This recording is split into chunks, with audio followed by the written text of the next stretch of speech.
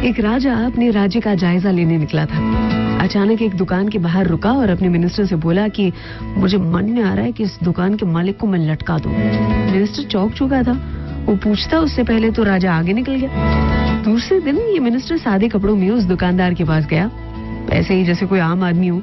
इधर उधर की बातों में पूछा उसने, धंधा कैसा चल रहा है? दुकानदार बोला, कैसा धंधा, देखो ना दुकान पे सब लोग आते हैं, मेरे चंदन की लकड़ियों की खुशबू लेकर जाते हैं, माल सामान की प्रशंसा करते हैं, बस खरीदता कौन है? बोला, अब तो बस ये राजा मरे तो उसके लिए चंदन की लकड़ियों की डिमांड आए, और बहुत आएगी, आखिर राजा है वो, और मैं एक ही तो हूँ चंदन की लकड़ियों वाला यहाँ पर, और है कौन?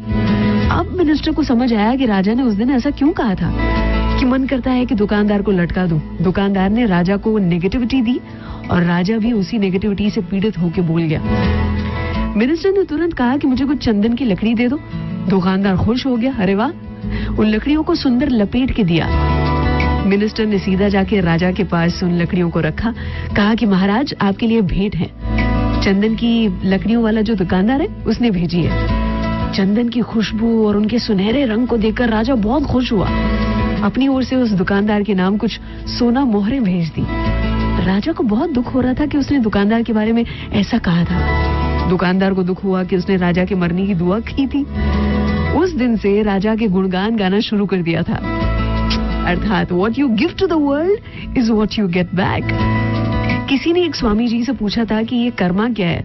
हमारे शब्द, हमारे काम, हमारी भावनाएं। स्वामी जी ने जवाब दिया था, your thoughts are your Karma.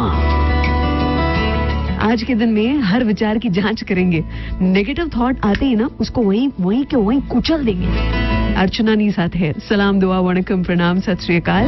કેમ છો? સારું છે? અમદાવાદ આખું મારું છે। अर्चना की ओर से गुड मॉर्निंग एंड